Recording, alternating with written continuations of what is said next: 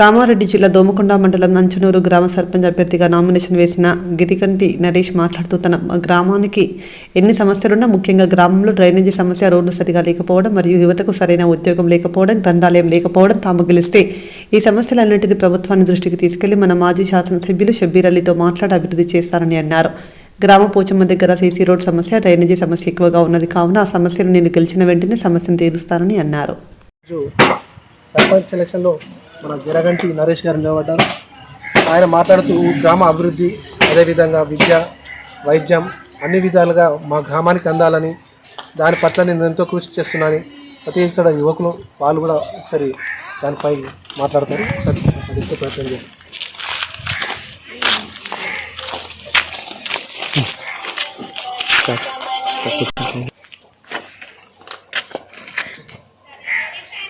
ఈరోజు మన అంచనూరు గ్రామ సర్పంచ్ అభ్యర్థిగా మన గిరిగంటి నరేష్ను మన ప్రభుత్వం కాంగ్రెస్ పార్టీ మన మహమ్మద్ అలీ షబ్బీర్ గారు మన పార్టీ కాంగ్రెస్ తరఫున అభ్యర్థిని ప్రకటించడం జరిగింది.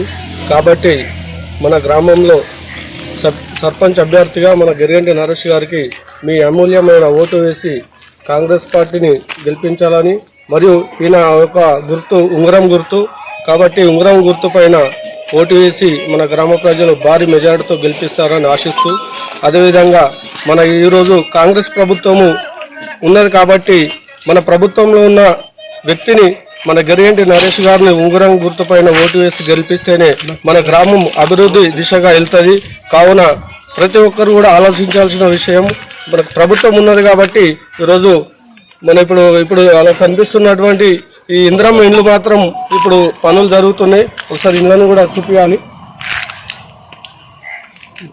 కాబట్టి మన అభ్యర్థిని గెలిపించుకుంటే ఇప్పుడు ఉచిత కరెంటు కానీ, సన్న బియ్యం కానీ, రేషన్ కార్డు, మన బస్సు ఉచిత ప్రయాణం కానీ ఇవన్నీ కార్యక్రమాలు జరుగుతున్నాయి. కాబట్టి 2 లక్షల రుణమాఫీ గత ప్రభుత్వం చేయలేకపోయింది. ఇప్పుడు రేవంత్ రెడ్డి గారి ప్రభుత్వంలో మనకు రుణమాఫీ కూడా జరిగింది. రైతులు కూడా మన ఇప్పుడు సన్నవర్లకు బోనస్ కానీ అలాగే ఇట్లాంటి కార్యక్రమాలు జరుగుతున్నాయి. కాబట్టి మన గ్రామ ప్రజలు కూడా అందరూ కూడా ఆలోచించి ఓటు వేయాలని కోరుతున్నాను.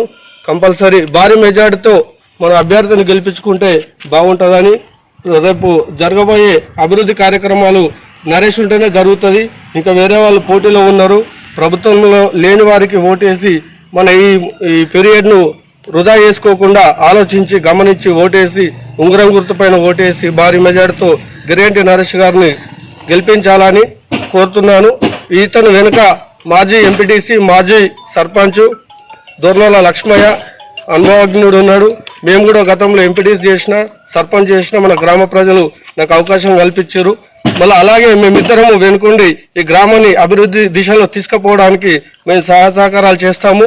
అలాగే మన షబ్బీర్ సాబ్ మాకు మాట ఇచ్చిండు, మన అంచనూరు గ్రామానికి ఏది అవసరం ఉన్నా మీరు తీసుకుపోయి డెవలప్ చేసుకోవచ్చు, అభ్యర్థిని గెలిపించుకొని రావాలని చెప్పేసి మా పైన బాధ్యత పెట్టింది. కాబట్టి ఈ బాధ్యతకు మీ గ్రామస్తులు కూడా మాకు సపోర్ట్ ఇస్తే ఈ అభ్యర్థిని గెలిపించుకొని మనం గ్రామాన్ని అభివృద్ధి దిశగా తీసుకుపోతామని మీ అందరికీ మాటిస్తున్నాము. అంచనూరు గ్రామ ప్రజలకు నా యొక్క నమస్కారం తెలియజేస్తున్నాను. నేను అంచనూరు అభ్యర్థిగా నేను సర్పంచ్గా పనిచేయడం జరుగుతుంది. దయచేసి మీరు ఇదివరకున్న అభివృద్ధి, ఇప్పుడున్న అభివృద్ధికి గవర్నమెంట్ తరఫున 100% కొట్లాడతాము, ఇస్తామని చెప్తుండ్రు, చేపిస్తాము. మన అంచనూరులో సమస్యలు ఏమేమి ఉన్నాయంటే మాకు డ్రైనేజీ ప్రాబ్లం ఉంది. అక్కడ పోచమ్మ గుడి దగ్గర డ్రైనేజీ సిసి రోడ్ ప్రాబ్లం ఉంది. అది కూడా ప్రభుత్వంతో మాట్లాడి చేపిస్తాము. వాళ్ళు ఇంకొకటి ఏంటంటే అంచనూరు బస్ స్టాండ్ నుంచి అక్కడ ఎల్లమ్మ టెంపుల్ దిక్కిపోయేది అక్కడ గిటర్ సమస్య ఉంది. దాన్ని కూడా గవర్నమెంట్ తోటి మాట్లాడి దాన్ని కూడా చేపిస్తామని చెప్పేసి చెప్తున్నాము. మళ్ళీ ఇంకోటి అంబాపేట రూట్లో కూడా డ్రైనేజ్ ప్రాబ్లం ఉంది, దాన్ని కూడా చేపిస్తాము. ఇంకొకటి ఏంటంటే ముఖ్యంగా మహిళలకు మన సంఘ భవనం నిర్మాణం కూడా మేము ప్రభుత్వంతో మాట్లాడడం జరిగింది. దాని గురించి కూడా ప్రభుత్వం కూడా సహకరిస్తారని చెప్పేసి కూడా చెప్పడం జరిగింది. దాన్ని కూడా చేపిస్తాము. ఇంకొకటి ముఖ్యంగా ఏంటంటే ఆశా వర్కర్లకు కూడా సంఘ భవనం కావాలని చెప్పేసి కూడా వాళ్ళు అడగడం జరిగింది. దాన్ని కూడా ఇంతకుముందుకు మన ప్రియతమ నాయకుడు శిబ్రెల్లి గారు దృష్టికి తీసుకెళ్ళడం జరిగింది. దాన్ని కూడా హామీ ఇచ్చి చేస్తామని చెప్పేసి అన్నాడు. దాని గవర్నమెంట్ తరఫున దాన్ని కూడా కంపల్సరీ చేపించడం జరుగుతుంది. ఇంకొకటి మన కచేరు, ముఖ్యంగా కచేరు కూడా దానికి కూడా మేము రిపోర్ట్ అనేది ఇవ్వడం జరిగింది గవర్నమెంట్కు. దానికి కూడా చేపిస్తామని చెప్పేసి చెప్పారు గవర్నమెంట్ తరఫున మన మొహమ్మద్ శిబ్రెల్లి గారు.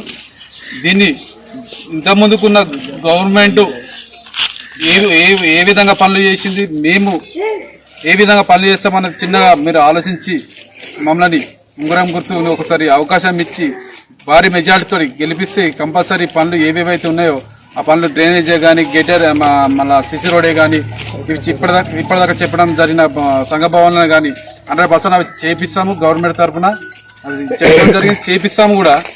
దయచేసి అమూల్యమైన ఓటు మాకు ఒక ఛాయిస్ ఇచ్చి మమ్మల్ని గెలిపించాలని చెప్పేసి కోరుతున్నాము. ముఖ్యంగా యువతలకు కూడా, యువకులకు, మహిళలకు కూడా వాళ్ళకు మాకు కొంతమంది యువతలు కూడా మమ్మల్ని అడగడం జరిగింది జాబ్లు కావాలని చెప్పేసి.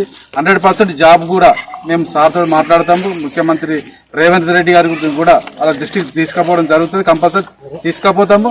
ఈ జాబ్లు కూడా ఇప్పడం కూడా మేము కంపల్సరీ దానికి కావాల్సిన కృషి కూడా చేస్తాము. దయచేసి మీరు కూడా ప్రజలన్నది ఒకసారి మాకు అవకాశం ఇవ్వండి. 100% మీకు గెలిపించండి. అమూల్యమైన మీ ఓటును ఉంగరం గుర్తుకు వేసి మమ్మల్ని గెలిపించడమని చెప్పేసి కోరుచున్నాం. జై కాంగ్రెస్. ఇది నేను పోటీ చేస్తున్నాను కాబట్టి సర్పంచ్గా నాది ఉంగరం గుర్తు. ఇది నేను ఈ వ్యాలెట్ల ఫస్ట్ నెంబర్ ఉంగరం గుర్తు. దీని మీద ఓటేసి అమూల్యమైన మీ ఓటేసి నన్ను గెలిపించాలని చెప్పేసి నేను కోరుచున్నాను. జై కాంగ్రెస్.